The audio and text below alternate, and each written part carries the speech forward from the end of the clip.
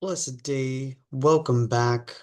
Martial Mystic 2026 calendar series, May 1st, and it is Friday. So we have a new calendar poetry to look at and read, and we have today's theme.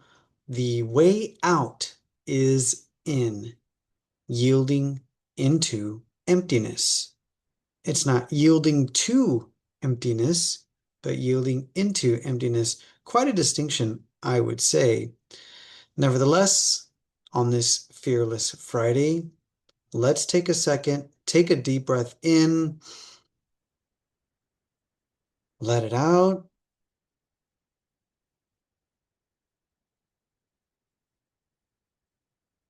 What are we sitting with today? What are you sitting with today in regards to fear? Remember that the way out of emotional bondage first requires recognition, dropping the mask, and understanding if you have a liver, well, you have irritation, you have frustration, you have anger, you have the seeds there. Question is what are you going to water? Yesterday we talked about benevolence and we broke down the characters for benevolence and looked at that. And so as we move to bloom in the spring and we have our vision and our desires and our manifestations, once we receive some resistance or pushback or pressure, how do we respond? As I mentioned yesterday, we want to try to respond in a way that is going to reduce the suffering on your part or on that of others. So we talked about yielding, Tai Chi term, Jing, and even though we have an intention to continue moving forward, that doesn't mean that we can have a slight yielding, not necessarily a retreating, but a yielding so that we can continue to stay connected. And then when we do that, we talked about how that's the yin side, that is receptivity, that is listening, it is reflection, contemplation, so as to make adjustments and then continue our forward movement. In Tai Chi Chuan, we would talk about sticking and following, yielding to redirect, and then neutralizing to transcend. Because what we want to strive for is not meeting force with force. And we want to neutralize and disperse energy. We want to continue flow, but we don't want to create stagnation.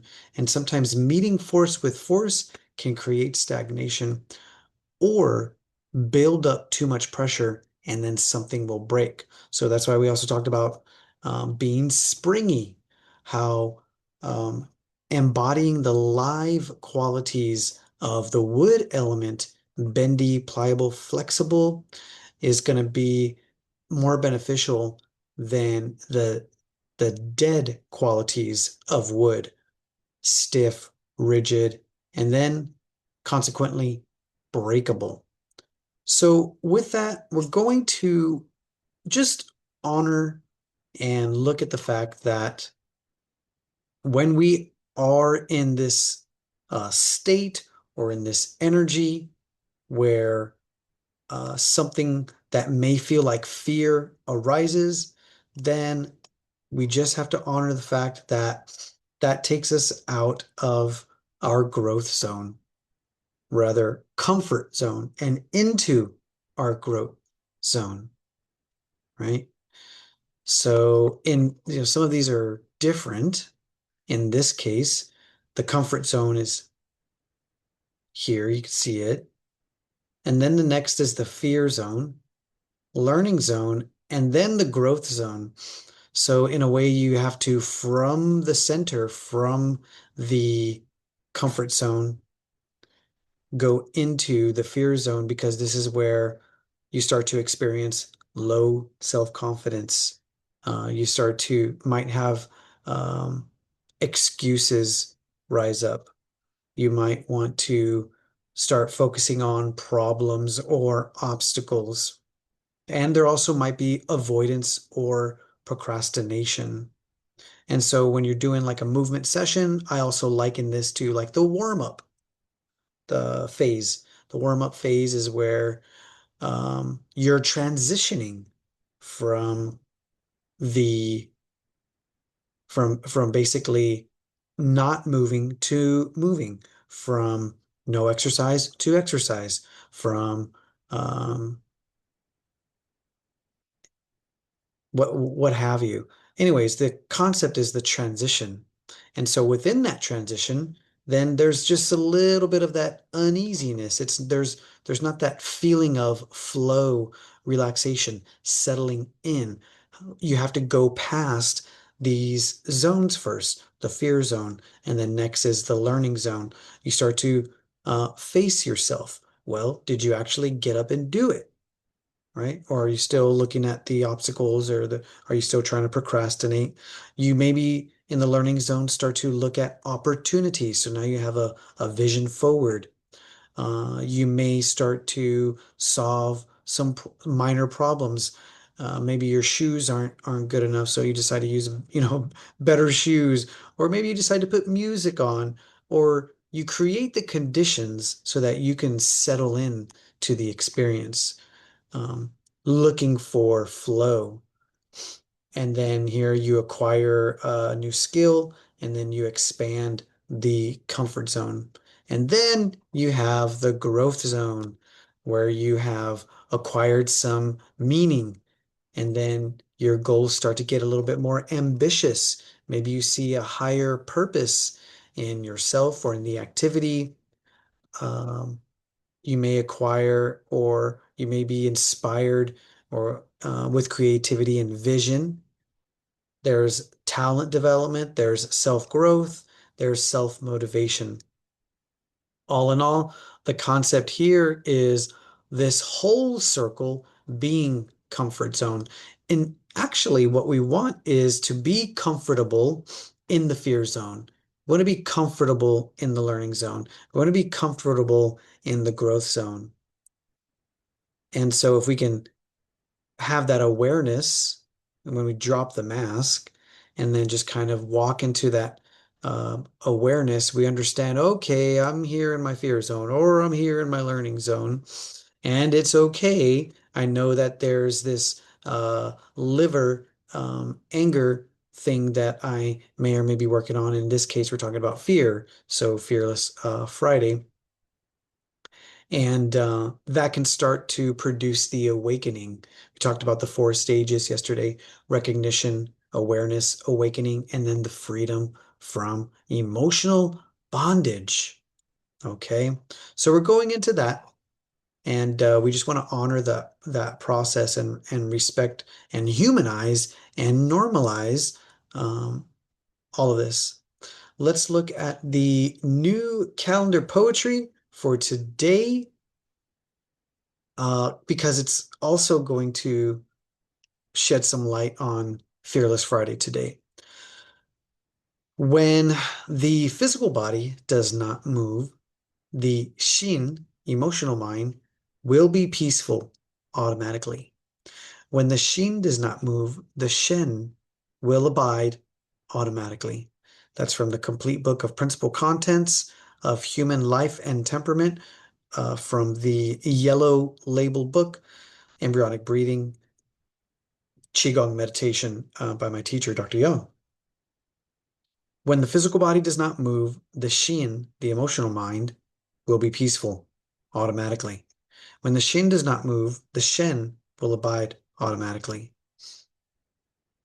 And so we're talking about the regulation process. What happens when you keep the body still, when you regulate the physical body with no movement, where The movement is stillness. You're trying to regulate the mind into stillness, consequently, the spirit into stillness as well. You can think of this as heaven, man, and earth, the three cosmic powers, and then in the small universe, the three energy centers, the lower gut energy center, the heart middle center, and then the upper energy center. The upper energy center we um, talk about more as the spiritual, it regulates the quality of chi. Lower energy center, the quantity of the chi. And then the middle center, the mediator, right? So it's going to take into account the gut reaction, the um, spiritual aspect as well. Ideally, we want all of these three in balance. So going back to the poetry,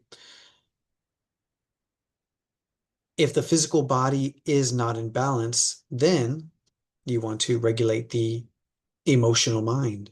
So, or if the emotional mind is not in balance, if the emotional mind is causing chaos, then it's going to be helpful to regulate the physical body so that you do not move it. That's why sitting meditation is a foundational practice. Stances are also a foundational practice in martial arts Qigong. We looked at the horse stance as a root foundation uh, for exercise training in martial arts Qigong. And so when we talk about the Shin as the emotional mind, that also helps to color the opportunity that we have in springtime to talk about the liver's irritability and understand that we'll have pressure, we'll have some resistance, and sometimes it might require stillness in the physical body so that the spirit can stabilize. If the physical body can become still, then the emotional mind can follow suit. Consequently, the spirit, the Shen. And then there you'd have essentially a down regulated state, quite rooted, grounded, centered, and balanced. So let's go into a little bit of the Mandarin and the Chinese. We're going to look at the sound and then we'll put it all together for a little bit of a meditation. Yesterday we looked at Ren, benevolence, as balancing, being balanced for when irritability, frustration, anger begin to arise and we recognize and we are aware and start to awaken to the process. So the character is comprised of person and the number two, the deep meaning that humanity um, and coexistence requires the regulation here of two people, the virtue of relationship. While anger is a solitary, pressurized experience, benevolence is the act of expanding one's inner garden to include the presence and needs of another, getting a little bit outside of ourselves to try to put ourselves in the shoes of another person. And it's helpful to have that and look at that after we've already established coming out of the comfort zone.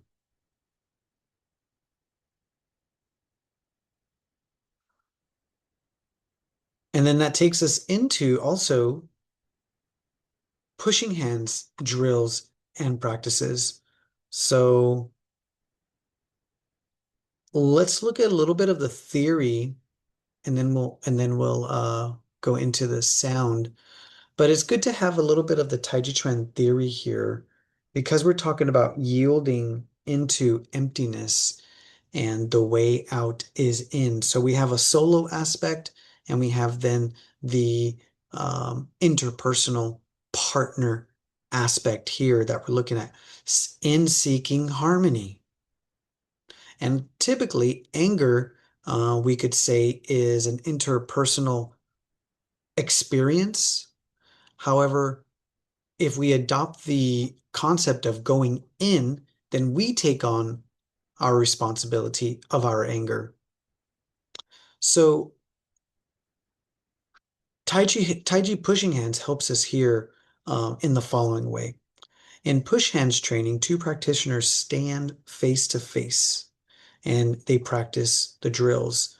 It's set up as most other partner-based skill training. Sometimes there are choreographed patterns. Sometimes it can be a game attempting to off-balance one another.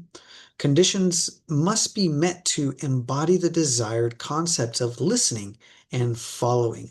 So that's the skill, that's the exercise, that's the practice, that's where your focus and intention are. Listening and following as foundational uh, energies. Slow, cyclical, methodical movement is suggested and stressed. Soft power is encouraged to learn subtlety and nuances as the two exchange forces. Why is soft power important? Because that allows for the springiness that we're looking for, that quality of life, living, aliveness. When we start to get into hard power, we start to get into rigidity and possible breaking. There's a rhythmic characteristic as force is exchanged back and forth in these drills. It can be almost hypnotic and relaxing. The practitioners learn to develop their senses and feeling to interpret the slightest movements from one another. So there's that recognition when you're in a interpersonal exchange and maintaining the awareness to any change, any shifting, in any intention. And that is the same awareness that we apply when we go inward. When the anger starts to apply pressure on our emotional stability, right? We can we can suppress the anger, we can push it down, or we can explode and allow it to come out almost diarrhea-like. Or we can choose to interface and exchange with it and engage it in a way to gain information. Interestingly, it's not the eyes which are used to interpret cues and movements in pushing hands. Rather, it's the skin. In constant contact, the skin becomes an antenna of sorts which emits and receives signals. Players aim to detect information from the lowest reaches of the body, like the waist, legs, and feet. A profound communication process unfolds if practitioners are open and curious. You can find out, and you can find this at yinyangtaichi.org. And this is also in the ebook too. Remember Yin Yang Tai Chi as a peace movement, a literal peace movement for solo practice and partner practice. Let's go to the sound now as we dredge the liver. I needed to look a little bit more on what dredging means because I didn't understand. In Mandarin, it's shugan, and the character breakdown here is on the left side that of a foot, and the right side, historically, it represents a child being born, and it can also be translated as circulation or flow. Here, the combined meaning is to clear away blockage so that life and movement can resume. Uh, Conveying here that if the blockage and the stagnation can build or starts to build, it can be so deleterious that it strips life, takes life. It essentially ceases the existence of the body that is carrying the liver. So a couple of ways of dredging the liver, a few ways here. The acoustic dredging, the shu sound. The vibration acts like a sonic scrubber that breaks up the silt in the liver's path. Physical dredging, stretching the sides of the body, like the ribs and the flanks. And this physically squeezes and flushes the liver and gallbladder. And then linguistic dredging, um, sometimes simply naming the blockage, admitting to the anger or the frustration, acts as a dredge in and of itself, clearing the mental path for a solution. And that's that part of dropping the mask and self-recognition. So I like how this is organized here. What we're doing is going into the six healing sounds, 有子觉 and 虚. So the character breakdown for shu is empty mouth as a translation. When we inhale, we visualize a clean green light, that wood element, entering the liver. And when we exhale, shu, keeping the eyes open. So some say to close the eyes, some say to open the eyes, but in this case, the eyes are the external expression of the liver. So we might want to keep that open so as to have that experience of releasing out of those gates, because the eyes are actually energy gates, typically where energy is coming into the eyes, but maybe as we're releasing too, we're allowing those gates to open for release. And the opening here, what it says is the logic is the eyes provide an exit point for the liver. Yeah, so as you make the sound, imagine the anger or the heat, however you're feeling it or experiencing it, leaving through the breath and through the gaze, leaving the garden of your body clear and spacious. So let me know if that's helpful. And so here now we can start to go into the soft skill meditation. When we have the recognition that pressure is, let me see if we had any more to look at. Just do remember that the spring Qigong is also here on our YouTube channel. Nona does a little talk and intro about the spring, similar to the things that we've mentioned, and then goes through the spring movement. So that's a part of the liver dredging, is that the movement set. And you also have a massaging of the eyes there, and then a massaging of the dantian as well, where the liver actually sits. So here you can see her massaging the eyes, warming up the hands to massage the eyes. And it's interesting, right? Because the body has the natural response. Like when we're tired, we'll rub our eyes. Why do we want to rub our eyes? Because um, the liver's fatigue is manifesting there in the external expression of the liver, the eyes itself. So here you can see, and with the palms and with the heat from the palms, she's nourishing um, the eyes and consequently the liver. So there's that. In addition to this healing sound, shu, shu. So what it describes is to put the tongue at the base and try to make the shu. So it's helpful when you start to feel the pressure, when you start to feel the resistance, the irritability starts to come up, the pressure starts to arise. Then, typically what we say is take a deep breath, right? And that's always good. How can we deepen that? How can we add another layer to it? We'll add the shu sound. So we'll take a deep breath.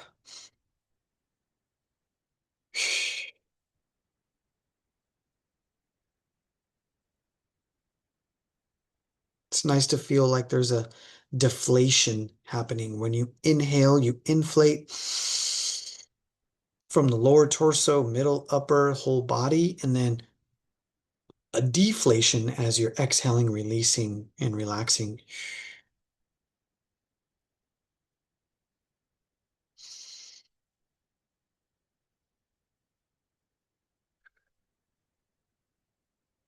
Open up the eye gates as well.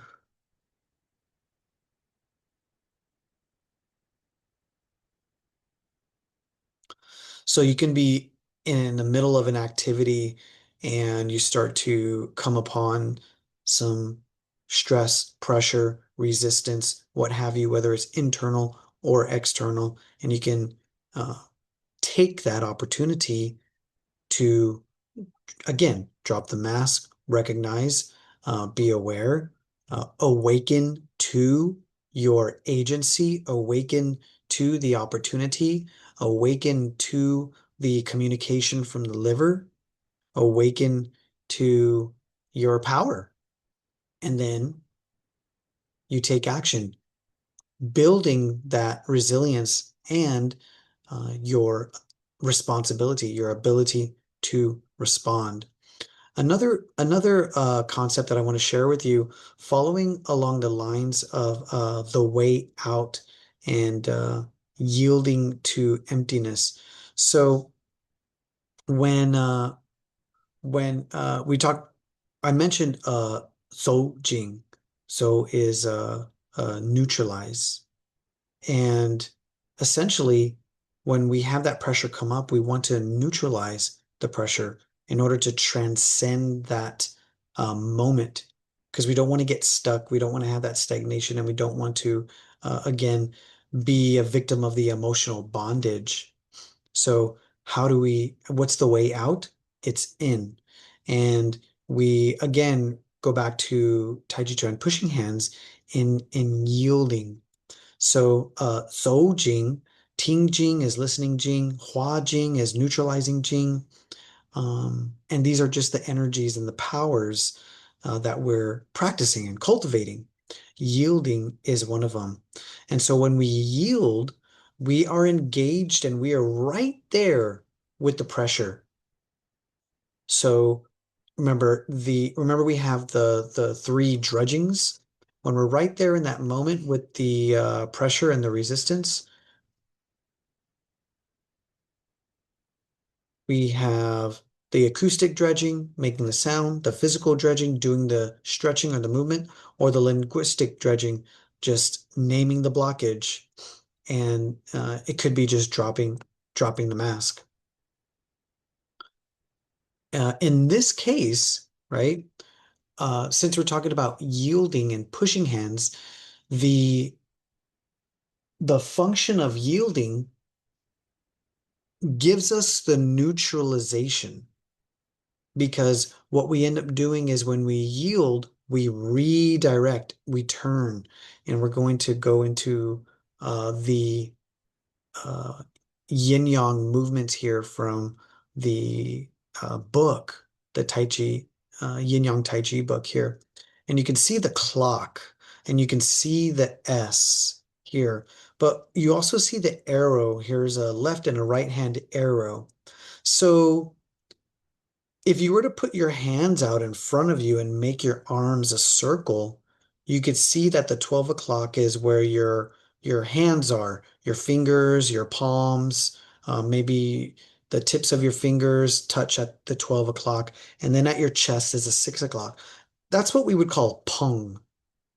But in Tai Chi, specifically in pushing hands, we engage um, opposing force at the 12 o'clock point.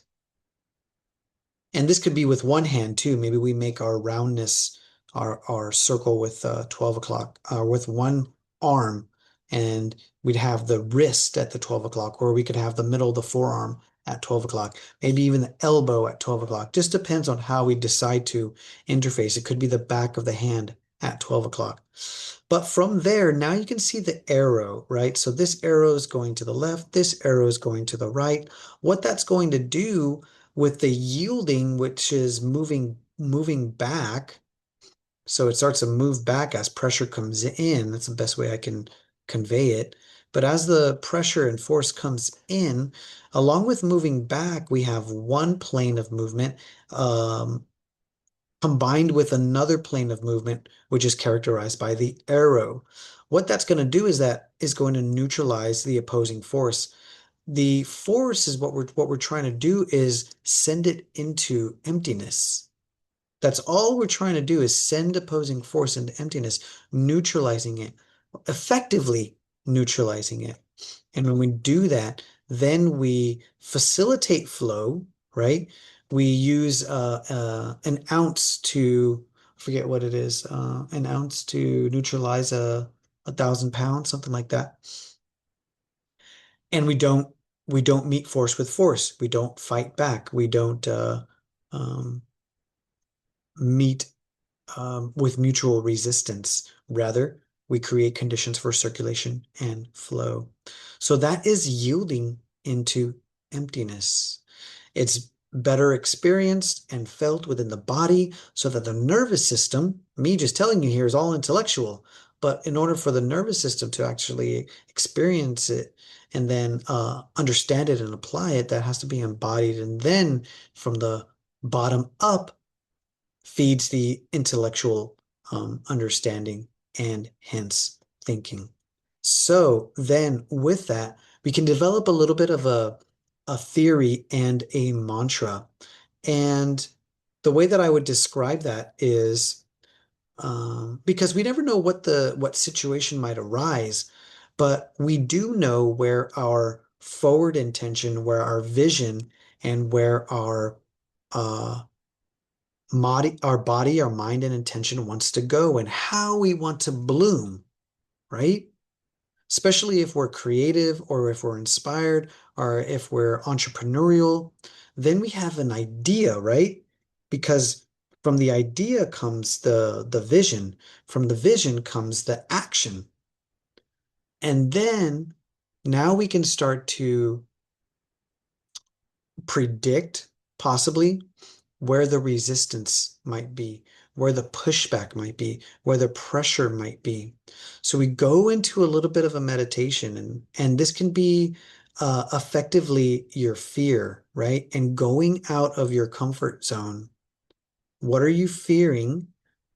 And then why is it uncomfortable to act? Why is it inducing fear to act?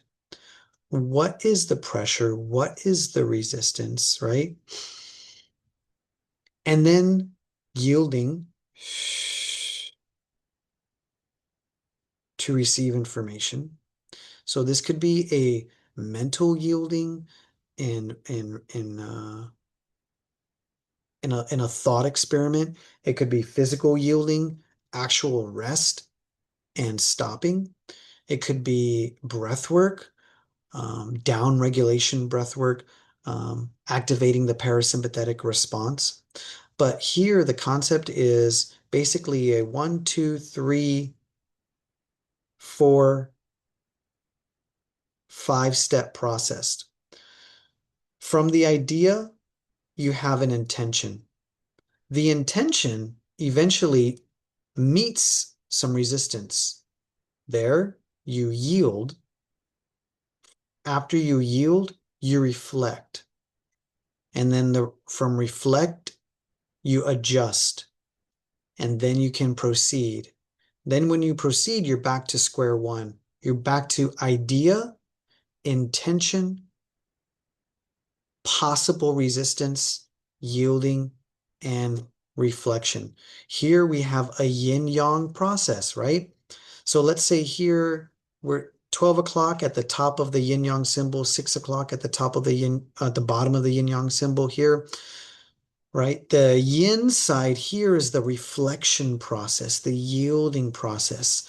And in that yielding process, now you have intention, you have a reflection and assessment and adjustment so that now you can start to remember the 4 phases.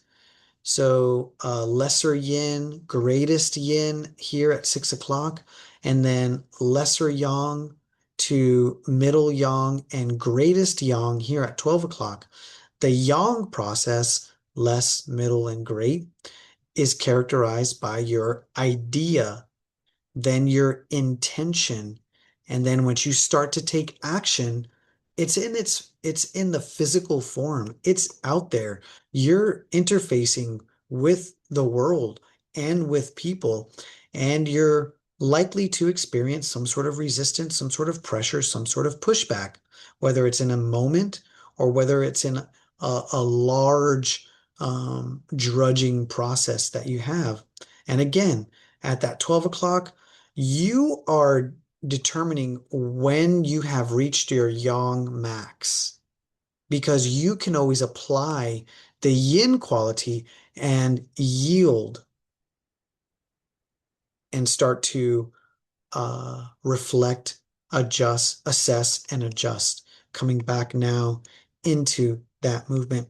Here, despite what happens on the external, you have your process. You you have your idea, your intention, and then you have some pressure or resistance, and then you yield, reflect, assess, and then your idea adjusts. It's no longer the same as the original idea, it's a different idea. So you have this recursive process. This is the same way that we practice Tai Chi, Qigong, meditation, Kung Fu. This balanced yang and yin process. Yang and yin process. Remember the last uh, month's poetry? Everything in existence has the yin and the yang aspect and quality. So hope that's helpful. Let me know what you think. Wishing you a great weekend here.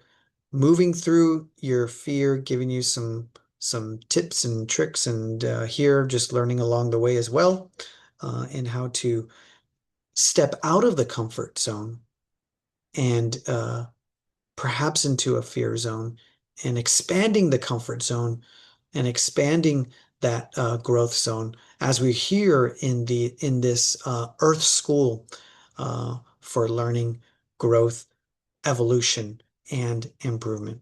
Until next time, may your chi flow smoothly and remember to embrace the woo.